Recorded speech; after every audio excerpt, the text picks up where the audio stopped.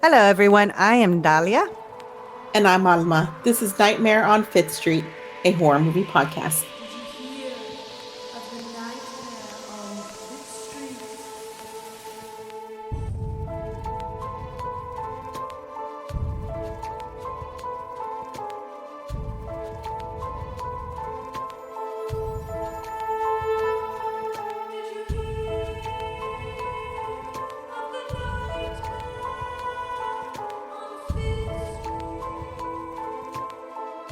Hey, y'all. Alma just made up a word, and it's called the air humidifier. I couldn't remember what it was called. I Humidify. thought you were going to tell everybody I drank What? too much already. Oh, Alma's drunk, you guys. Nah, just had just a little drinking. That's all. Just a little bit. So we hop on here, and I'm like, we need to be professionals. Dalia's eating dinner. Alma's had too many beers. And I was late, and I apologize because I was waiting for my food to get here. I ordered some poke, and I ordered some for my dinner tonight, and I ordered some for my lunch tomorrow because I'm fucking lazy. And so I have a bowl sitting in the fridge for my lunch tomorrow for work. And then for dinner, I have some too. I mean, come on.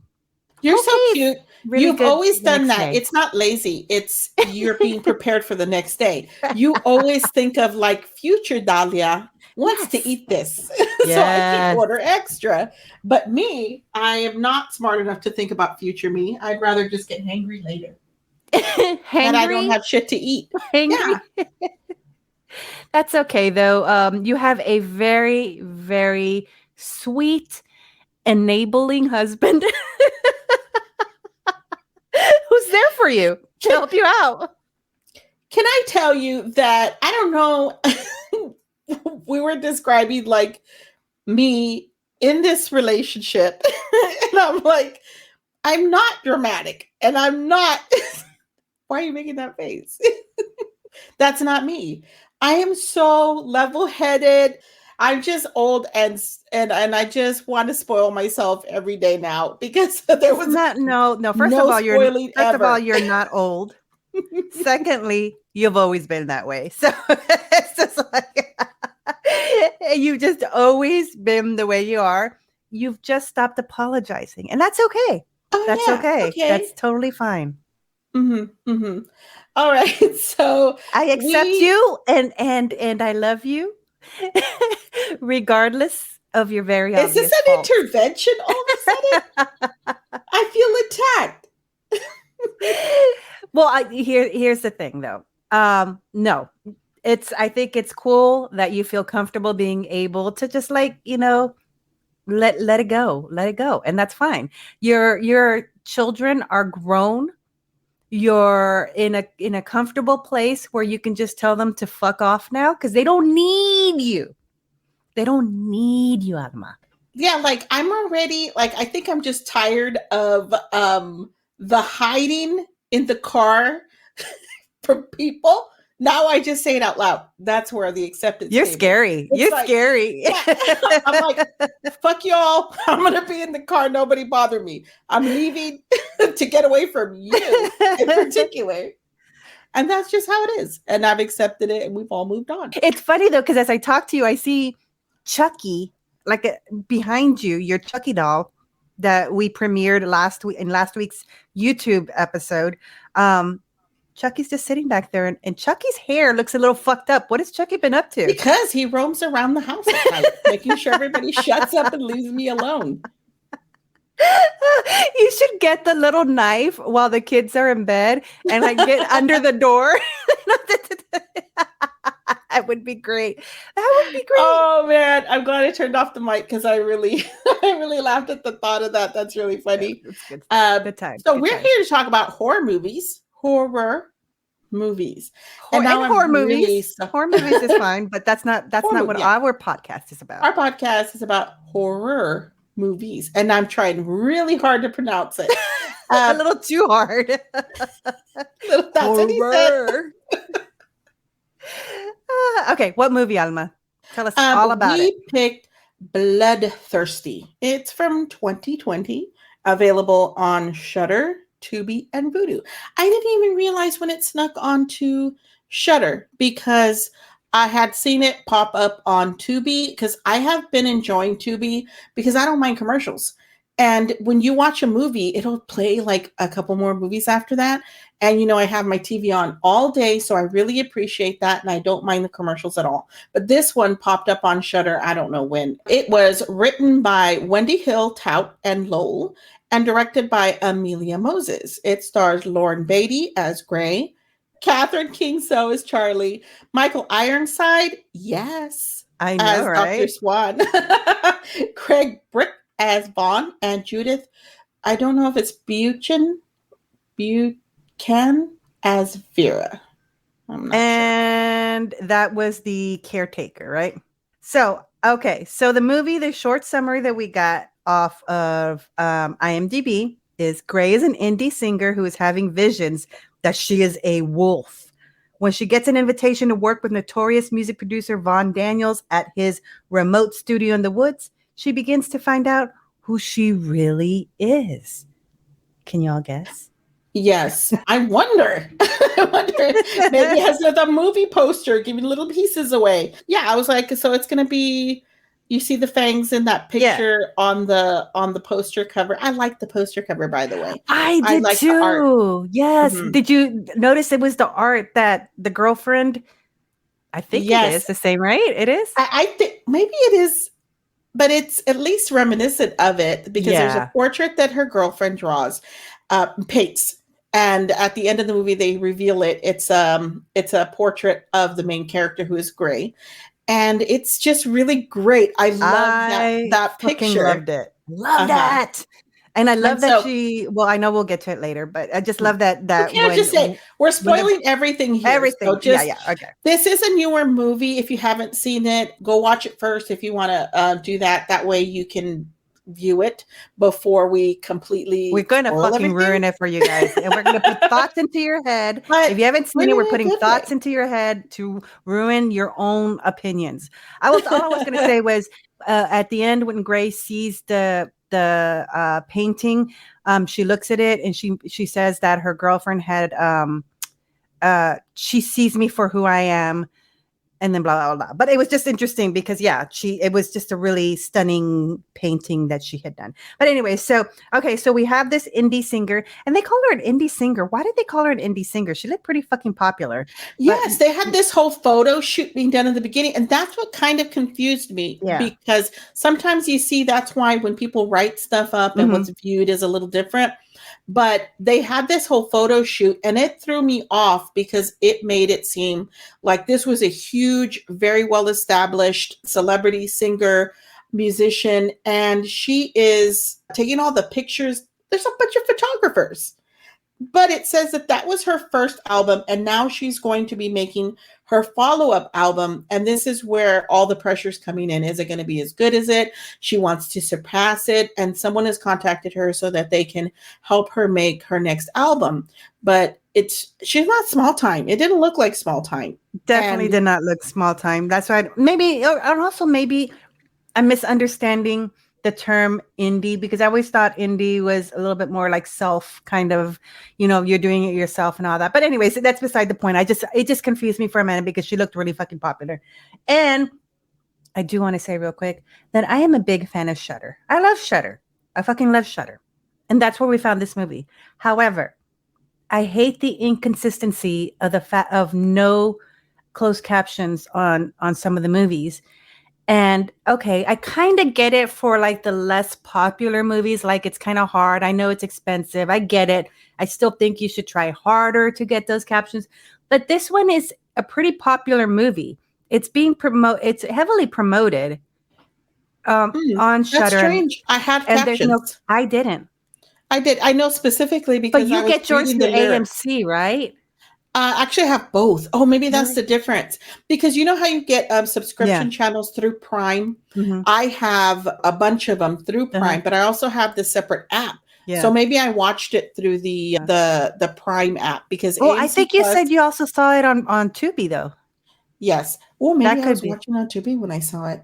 Okay, that could be the difference, but I've noticed that what you're saying. Yeah. Sometimes there's no captions for newer And it's or aggravating because there was mm, parts where I couldn't fucking understand or hear what they were saying. So I mean, I ended up getting the gist of it at the end, but it's still aggravating. But anyway, so it is a yeah, it is Canadian. it's a quiet movie too. Sorry. Yes. It's a No, that's quiet fine. It's a Canadian movie. quiet Canadian movie. It's a Canadian movie, and I was gonna say, so did your hubby join you for this and like cheer on His his people. his motherland? I don't even know if he did or not. We were having trouble picking out a movie. I had this one on my list for a while, and so I couldn't wait anymore. And then I just happened to watch it, and then you said that we were going to do it, so I watched it again. So, yeah, I did not notice it was Canadian.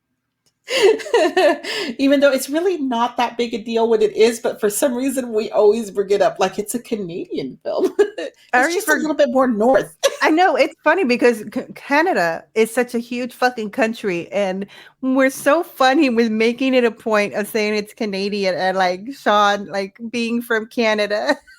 It's like he's a blip where he's from compared to the entirety of the country. We're dorks. Anyways, so I do want to say also real quick, because this is filmed in Canada, that there is a part, and it's in our trivia, there is a part where a hitchhiker is shown in the movie that is holding up a sign to East Proctor.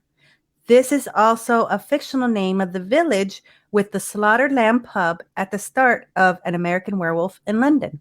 So don't get it confused. We're not, we're not over there. Over there.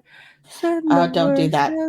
I'm going to start talking about the movie. So, a That the reclusive Yanks are music producer, Vaughn Daniels, once a famous boy band singer in the 90s, invites Gray to his remote mansion to write and record her second album. Now, I don't remember that part about the 90s boy band singer thing. But the man has right away, they let us know that he has a checkered past. He had been tried for murder and acquitted. So our couple of red flags here is that some stranger is inviting you to their house in the woods. Boom. And her girlfriend is coming along though. So that's a plus. But the girlfriend's like, she's all over this shit. Okay. Yeah, so her girlfriend's name is, what is her name? Charlie. So Charlie, I fucking am in love with this character because from the beginning, she is telling her she's waving and showing her and highlighting, spotlighting everything, all the fucking red flags. But we have Gray who wants this album to like fucking rock so bad that she's ignoring it all. Yeah. She's willing to go out to the woods with this stranger. He's fucking creepy as fuck. But that's why she brought her girlfriend, so she could be more comfortable in a new place. But also because when she shows up at the house, she's struggling. She's struggling to write her music. She has a lot of, and it comes up like a handful of times. She only has pieces of this song, words of this little bit of another song, the music to another part of a song. So she is kind of at a place mentally, like a mental block, the writer's block, the music block. And so she is willing to do anything, I think, just to kind of spark it. And this secluded area, isolation with a music producer that might help. It's very promising to her because that want to not fail.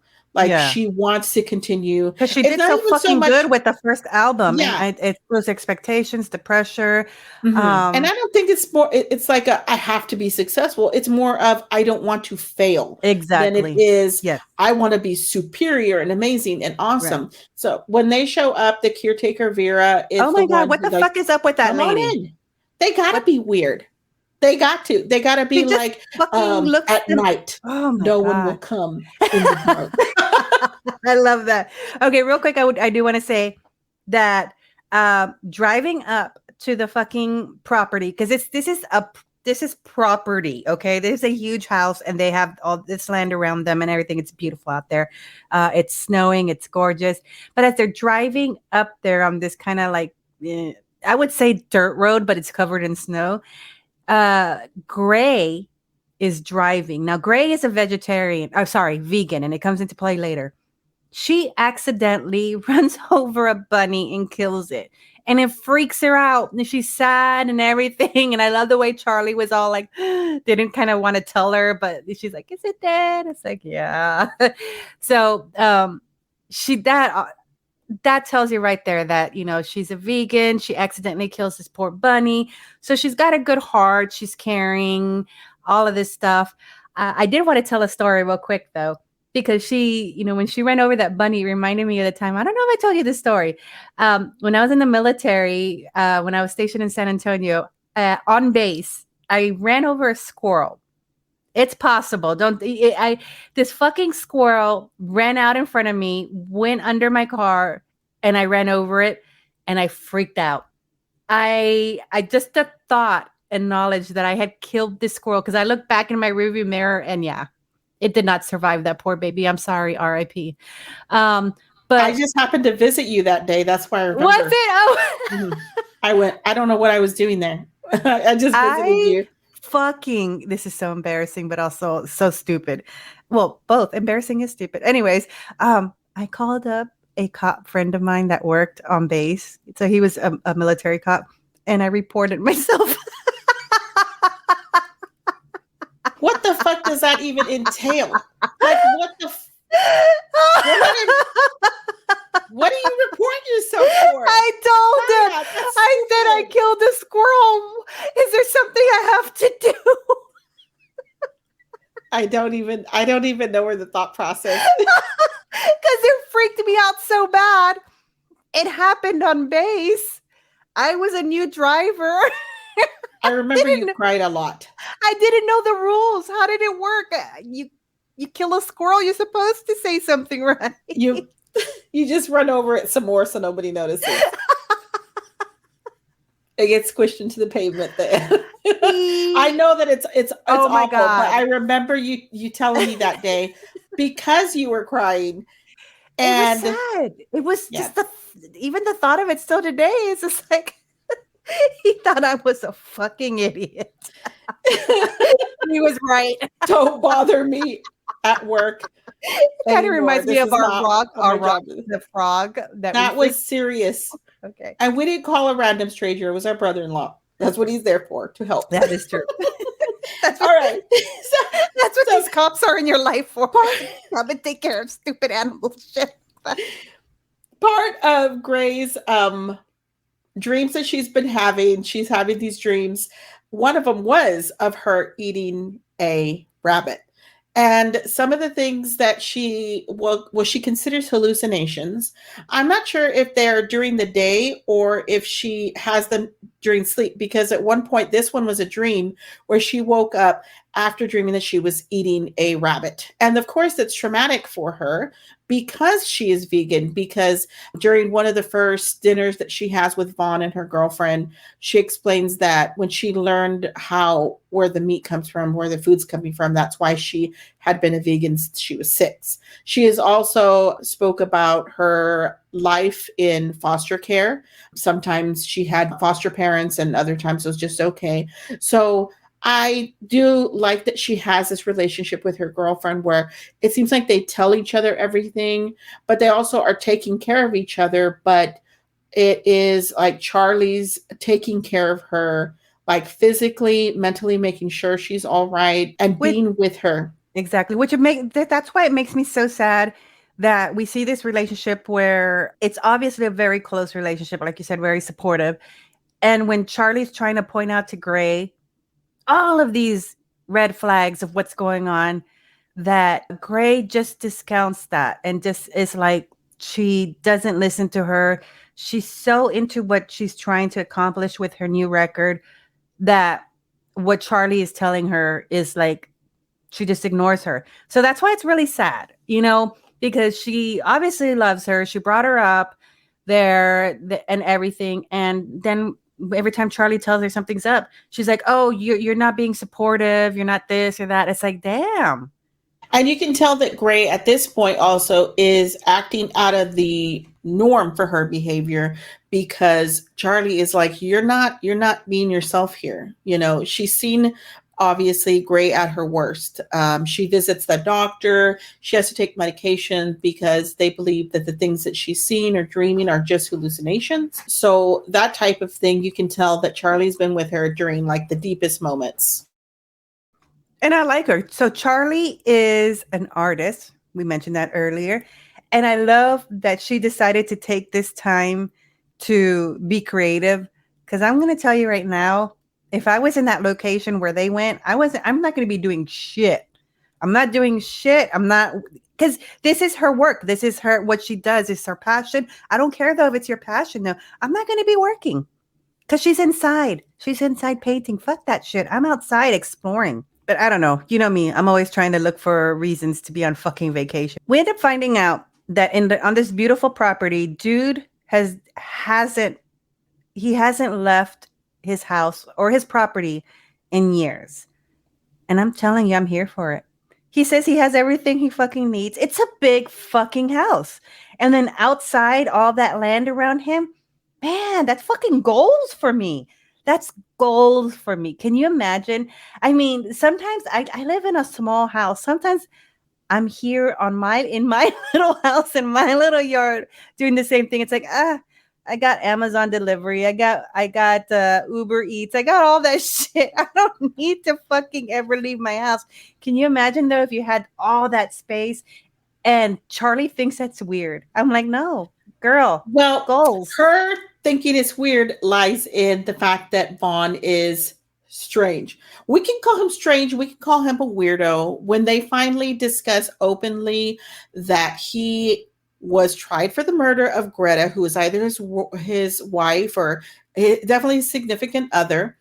She was also a singer. There's a portrait of her in the house. She's beautiful. She's gorgeous. Vaguely, like it looks like an older picture. And he tells the story of what happened, but he isn't even asked. It's like he's almost dying to tell them, but more of like shock because he has let it be known to Charlie that you need to let us do our creative process together. He is possessive right away. Oh, fuck yeah. Of Gray in a way that is like, you're new here, dude. Slow your roll. Exactly. And he tells the story and he takes a gun out of nowhere. And why Gray just accepts that and moves on. I know, right? Here's the thing. You're right. You are very correct that he just shares it, I think, to see how Gray reacts, because he needs Gray specifically. He doesn't care what Charlie is thinking at all. He's testing his limits and those boundaries and all that with Gray specifically, because he needs Gray to come and be in his little whatever it is that he's planning over here. And fucking Charlie is hilarious because I love it, because she's just watching this whole thing and she knows what's going on. I mean, she doesn't know exactly, obviously, but she's seeing everything. And I wrote this down because it pisses me off. Don't you just fucking hate it when someone that you're close to, intimate with, family member, whatever, when someone else, like a new friend or a coworker, acts like they know that person better than you do? It's like, and that's what's going on here, because he's acting like he knows Gray better than her own girlfriend. It's like, no, motherfucker, you are the new guy. Wedging himself in that relationship right away. He's like, oh, he laid out an outfit for her and is like, we're going to eat alone. And she tells Charlie, you take your dinner upstairs in your room. What? Now, this is the dinner. She tries meat for the first time. Oh, that pissed me off so much. His steak. And she's like, I would like to try that. And she tries it. She also drinks something, but she is very specific. She's obviously very, like with the way that she eats, that's like her lifestyle as well. And she even says, I don't ever drink like that. And he is kind of like, try it, do it. And the peer pressure. Her absence. Yeah. Of all fucking things. He's all like, she's like, I don't drink hard liquor. And he's like, oh, but like, whatever. And it's like, dude, that's fucking absinthe. I mean, give me a fucking break. That's the hardest of the hardest shit. She's going to be over here with her fucking hallucination. And by the way, I'm sorry. Not yucking your yum, but I'm not a fan of licorice flavors. So yeah. Anyways, that's neither here nor there. But anyways, what pissed me off about it is not the fact that she ate meat. That's her life. That's her prerogative. It was that he fucking fed it to her. He fucking fed it. It's to more control. her. It's a point, like to show that he's trying to get more control. Like when I offer you something, you use your own fork. You use your own fork. He put it in her mouth like she's a baby. And the drinking. And then later that night, she starts having dreams and she goes and she sips the blood off of a raw piece That of was meat in the nasty. refrigerator. Give me a I was okay. like, it smells weird. Blood What is smells with weird. oh, it does. It does. But what is it with movies that like to put fucking steaks, raw steaks, on a Cold plate. fucking plate in the There's refrigerator? a Nobody There's does that. Nobody fucking does that. Nobody does Maybe that in real people life. do. No, It gives me no, Mommy Dearest vibes. nobody. Remember with the meat and the steak tartare? Yeah. And that's what it gives me vibes of. I cover all the food. You know, Mhm. I don't know, but maybe people do. Maybe it's okay to No, do that. nobody. But in the movies, they No. do it. Hey, They y'all, just put email us at blood. nightmaremoviepodcast@gmail.com and let us know if y'all leave raw steak on a plate, just It's sitting in the like middle of in your Candyman, refrigerator. at the end of the original Candyman, when his college girlfriend is supposed to be making his dinner and she's like all just slapping the raw steak around and everything. I'm like, people don't do that. They just don't do that. It's And gross. it's just It's sitting on the germs plate. and bacteria and all this fucking Even in the shit. refrigerator, there are refrigerator germs. So she's doing that. And also they end up having a conversation and he's like, let me see your pills. And she's like, stop taking the pills. And right away, Charlie's like, why did you stop taking these? And she's like, I just don't need them anymore. And it's like, she is changing a little bit, but also she's like clear-headed. She stopped taking the pills. All of a sudden, her writing block is gone. She is starting to write more creatively. She's become more receptive to her music. She is writing and just making her music, and it's all just coming together right after dropping the pills, changing her diet, and these things that are new. Which is really sad, though, because unfortunately, people that have certain mental diagnoses, mental troubles, medication can help tremendously with the certain symptoms of those diagnoses. However, it can also impair judgment, impair, like creativity. Those are like known side effects, quote unquote, of certain medications. So the medication she's taking is supposed to help with the hallucinations, but unfortunately it does impede a part of her, of the way she works creatively. And that sucks. So it's like a trade-off for some people. So that's why there are people out there that don't take their medications because they're it can cause certain things like, they're not thinking right. Some people on certain medications, you don't feel happiness. It's really sad. So you kind of have to weigh like your medication, like, is it worth it? Is it not? In this case, it's a made up scenario where this chick is a fucking werewolf. I know, I get it. But this is a real life decision that people have to make. So she wants to be creative. She wants to make this album. And she sees that even though it is at the coaxing of this weirdo fucking asshole to stop taking the medication, she's actually thriving creatively off of her medication. Yeah, she is making her album. She is writing the music, and it starts off as a struggle where she's even like missing notes to all of a sudden she's real chill and she's got some music coming, and all of a sudden it's like one more song left. And at some point Vaughn is like, you should sing Greta's song, her last song that she didn't finish. That's just too much. And she's like, that would be wrong and weird. That would be weird. Okay, so he asks Vera like one of those nights, like right near the end of the movie, and he's like, I'm still hungry. And she's like, what would you like? And he says, the usual. And she's like, she makes a shocked face like, oh no. I mean, she knows. But she knows that she's going to do it. Like, She didn't look like she had any trouble doing it. I'm just saying. yeah, does she have immortality that was given to her by him or something? Like, Yeah, what is no. what is her motivation for doing this? So I that's when she picks know. up a She's hitchhiker. not even living a lavish lifestyle or anything. Okay, She's just when they waiting pull on up, this dude.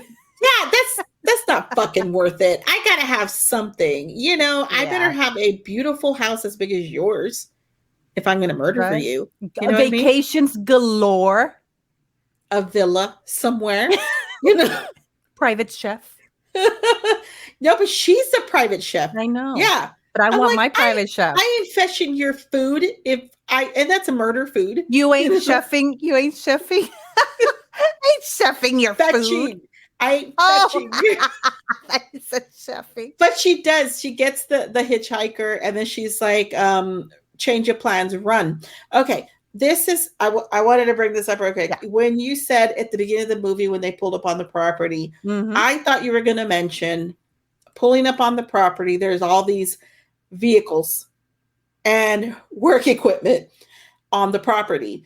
And it almost looks like a junkyard lining the driveway path up to the big, huge property house. How come that never clicked? And I'm like, the fuck is that? It's all the movie flashes I started getting. It's, you know what I mean? It's from dusk till dawn. I'm getting the Sleep in the Woods movie, and it's just like all those abandoned cars. It just gave me the vibe already that this guy's a murderer. And it fucking never even clicked because that is all his also property. Some work equipment. So I couldn't tell really because of all the snow. Are there vehicles there or just work equipment? Or are those the work equipment for people who come to do maintenance on the property and never go back to their real jobs?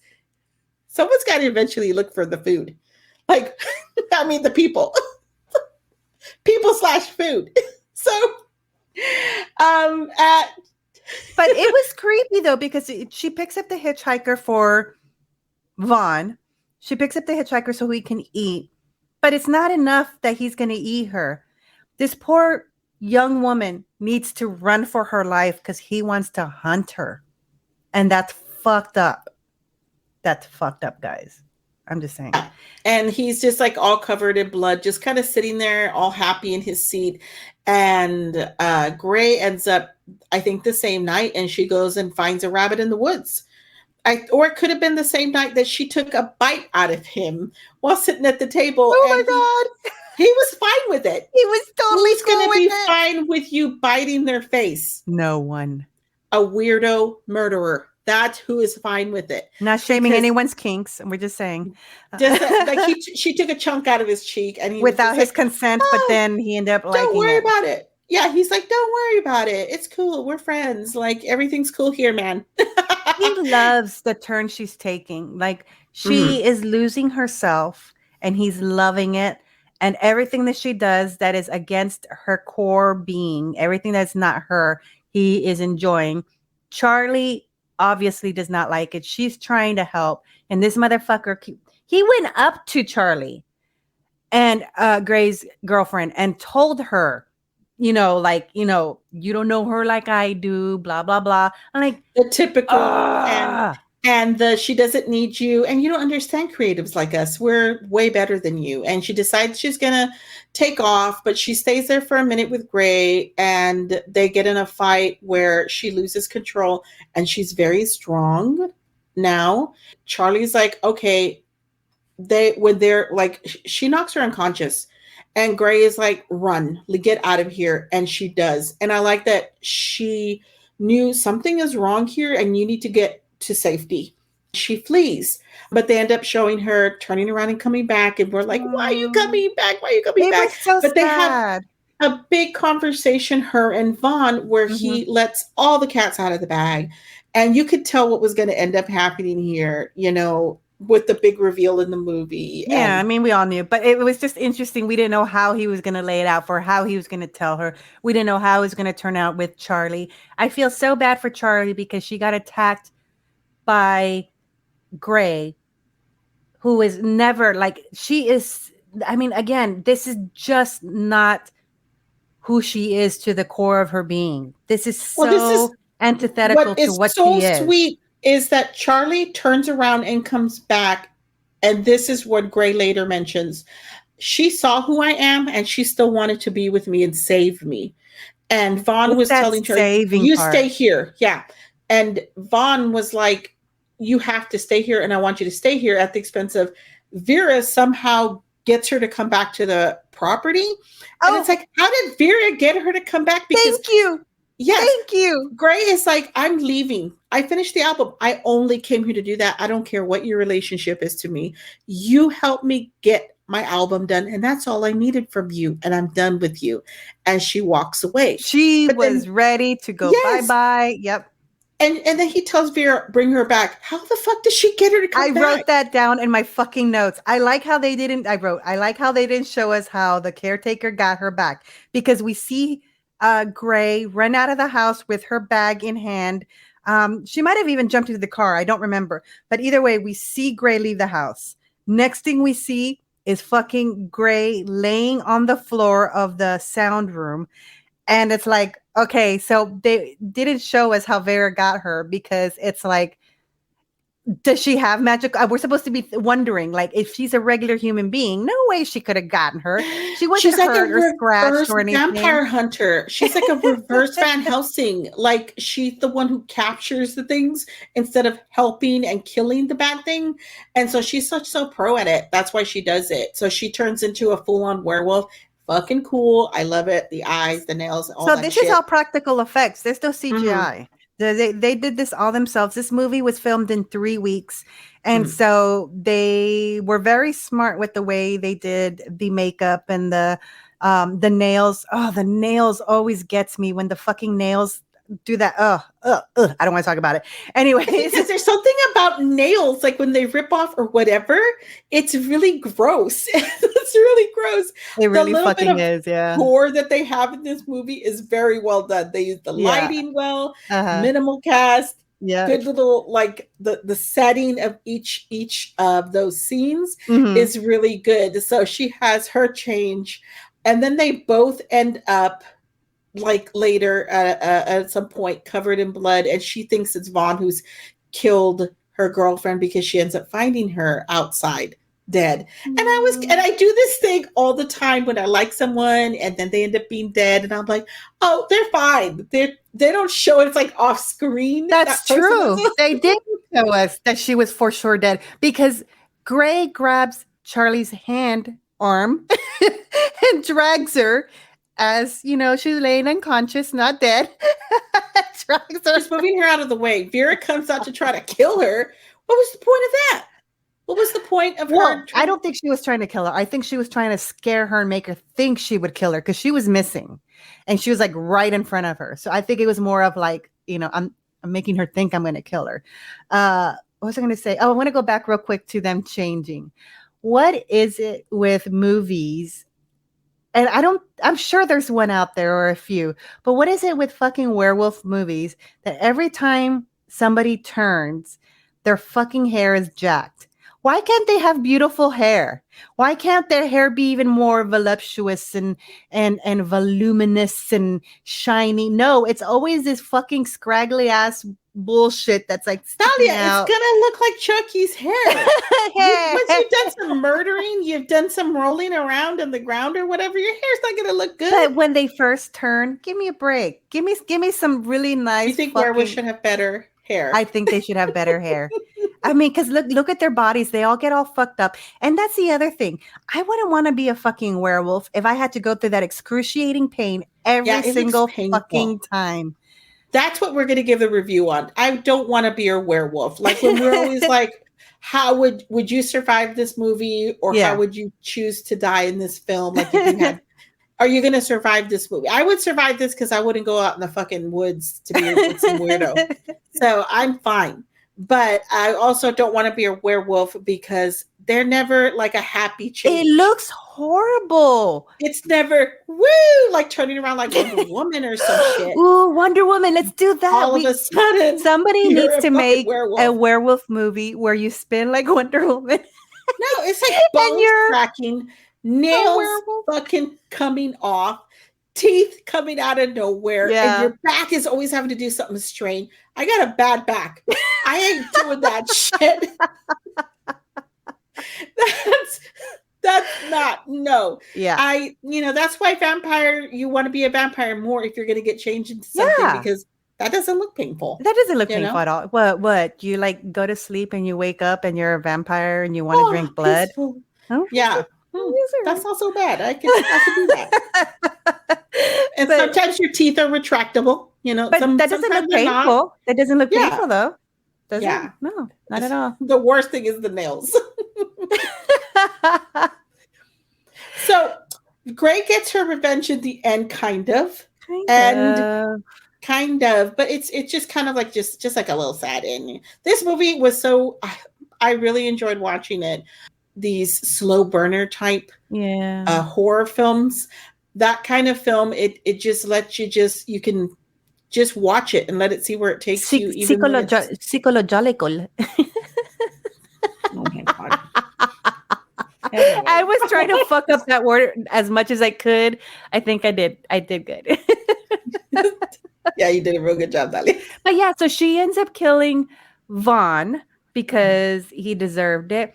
Then she eats him, and then I don't know. I was confused about that ending. This I don't know if I could have liked been it. imaginary. I really honestly feel that it was kind of an imaginary ending. That's why I was like, okay, I like the part of her doing away with Vaughn, and I'm just like, okay, that's done. But I honestly think the whole end sequence, which a lot of people, that's cool, because we don't like, I don't like those endings sometimes where it's just, that doesn't make sense. How does she get out of the situation? It's better just to cut off instead of trying to make up a scenario where they are a year in the future. Just fucking end it right there. That's the end. So I think the ending after that, which I almost forgot about, was just an imaginary scenario where she thinks that she can move on from that point. And that's just how I viewed it. But if it was just her there eating old dad, then oh yeah, did we tell you guys that Vaughn was her dad? That's her daddy. I don't know we mentioned that. It was her dad. So yeah, that's what I mean, is I cut it off right there, because I do, because up to that point it was just like slow, and then there's like, okay, that happened, and then we're supposed to move on from that. There's no moving on from that. That's why. And she's so, and then, yeah, because I'm also thinking like, so now she has the bloodthirsty. And so is she going to keep turning now? I don't know. Oh, she looked very like she accepted that this is who she is, but it may have just been a satisfaction from getting what she wanted. And then her record. Yeah. And I think that she accomplished that. And then it's not like she wanted to be this thing. It was horrifying to her, thinking into the images that she had been having for her whole life. This was something she tried to suppress and to let it go. I think it was totally, let's imagine it, that she could learn to deal with it and learn to take and control of when she does have that bloodthirst or whatever. I hope she does, because I liked her character when she was the way she started and the way it seemed like she was with Charlie, and I didn't like what Vaughn helped her turn into. I didn't like the way he deserved to die, don't get me wrong. But I didn't like the way she enjoyed eating him. It just, I didn't care for that. I did. I loved that scene. That was my favorite part of the movie. And because I was all like, that's not her. I kept thinking, that's not her. It seemed very satisfactory to her. That's what I enjoyed her face and the way she kind of walked away, all kind of like satisfied with herself, that little righteous feeling. I really like that. But that's why I think it should have just ended. Yeah, exactly. And then the song that she used at her ending of the album was the Bloodthirsty, which was actually her mother's song that she ended up finishing. And it's just kind of like her mom got it too. Like, she got to. I did like that she finished when her mom started, because what happened was Remember that murder we talked about in the beginning that he was charged with and acquitted? It turns out that the mom, Gray's mom, had tried to kill him. He took the gun away and killed her himself. Yeah, because so she didn't want to have a child with him, and that so was her biggest fear, was that she yeah. would have a child like him. So Gray this was finished it, and I like that. uh, So I do like that. I do want to add another thing. Go back to we were talking about how the caretaker Vera was trying to get Gray to come back to the house, and she was shooting at her, and we were talking about all that. What ends up happening is that Gray guns it, and she fucking presses on that gas and hits Vera, and like halfway runs her over. And then I was like, because Clara was watching with me, and so I was talking to Clara throughout this whole. By the way, Clara is hilarious with her fucking comments throughout this whole movie. I mean, it was like MST 3K thousand. What does that even mean? So, anyways, she runs her over, and then we hear her kind of groaning a little bit, right? So it was like, oh, she survived that. And then Gray fucking backs up over her to make sure she gets her. And then she runs over her again going forward. So I thought that was really awesome because remember in the beginning how she freaked out when she killed the bunny? She hated that. She hated that feeling. And over here, she's all like fucking just like, fuck it all. And she fucking runs over Vera 3 times. yeah, fuck Vera. She deserved it. So So I like that little addition because, in contrast to the beginning. I liked it. Like I said, I just the ending was a kind of little but it doesn't ruin it for me. That ending doesn't ruin it for me. I still think it's a really good movie. I like that it is a slower paced movie. Psychological horrors I do enjoy. The music, I'm not into this type of music, but I actually like the music. But it went with the movie. Yeah. It went with the movie. Like it was a very good just like in keeping the theme of the movie. It was a very it set the mood. It set the mood. And I like the finished product, the Bloodthirsty song. This actress, what's her name again? Lauren Beatty is actually a singer. So I mean, we can see also that it's her. It's her voice. She's singing throughout the movie, and so we get to hear her beautiful voice throughout the movie. And at the end, when she sings that song, I didn't look up to see anything about the finished product song because that could totally be like a hit on its own. I don't know. Yeah, probably when they with the soundtrack of the movie, you just sitting there, imagine eating bunnies and Veras. And Veras. I thought you were going to say something like Veras apostrophe S, but no, Veras plural. So this was a nice addition to the Shudder list. I like werewolves have been done. It's werewolves been done. But when it comes to werewolf movies, also I'm like there's not as many as. Let's make it even here.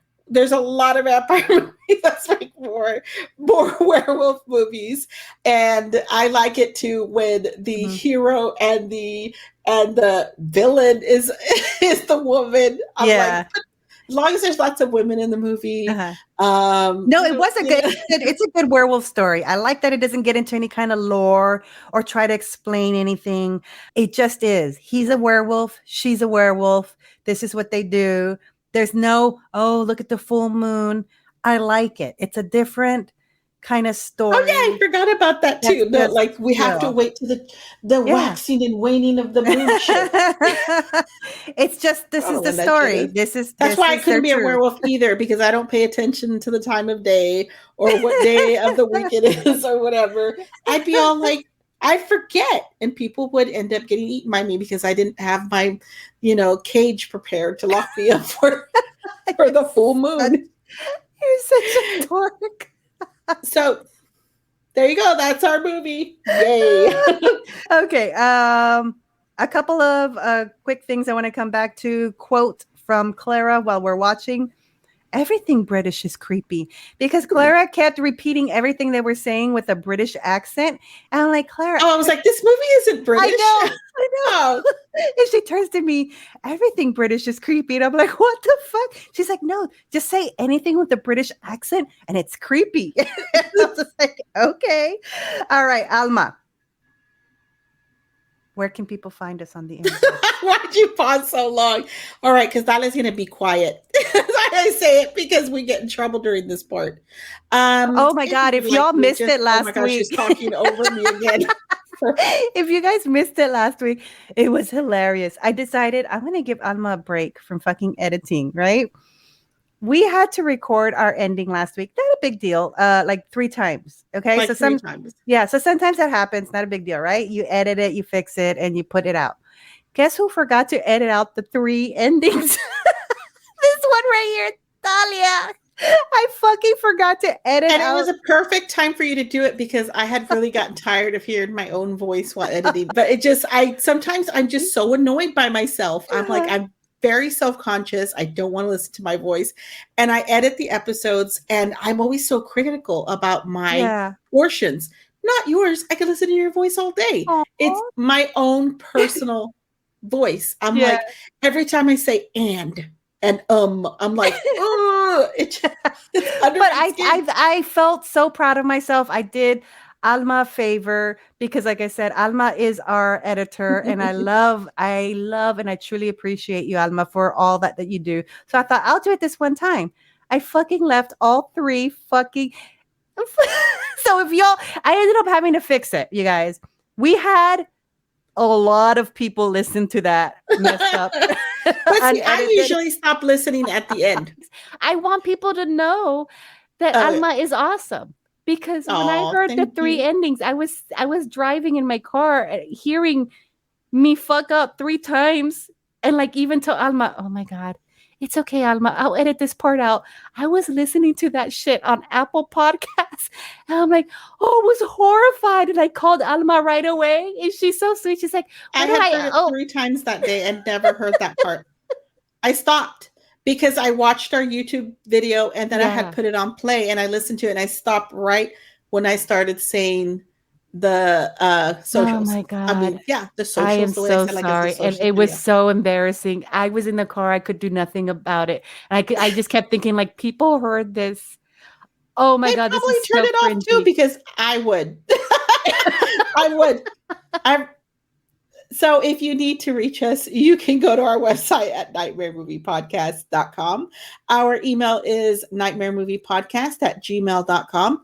Instagram at Nightmare Movie Podcast. Our Twitter is at Nightmare on 5th. That's Nightmare on 5th. And if you would like to support us, other than listening, liking, sharing, and writing us a nice review, you can support us through Buy Me a Coffee and Patreon. Dalia has that information. You can head over to our Patreon, patreon.com/Nightmare Movie Podcast. We have several tiers over there, so you can choose one to your liking. And we also have a Buy Me a Coffee. Buy Me a Coffee. Bite to me? buymeacoffee.com/Nightmare Pod if you would like to do a one-time donation. But we just appreciate you all listening and sharing our podcast with your friends, family, and if you would like to also leave us a review, head over to our website at nightmaremoviepodcast.com. We have a section there that you can submit your review or go to Apple Podcasts and do it through there. Because why don't the other places have places that you can leave reviews? I don't like that. But anyways, it really does help us to get our podcast into more people's ears to leave that review over on Apple Podcasts, even if that is not your platform of choice. We really appreciate y'all joining us. We love y'all. Thank you. We appreciate you. Y'all have and enjoy the rest of your day.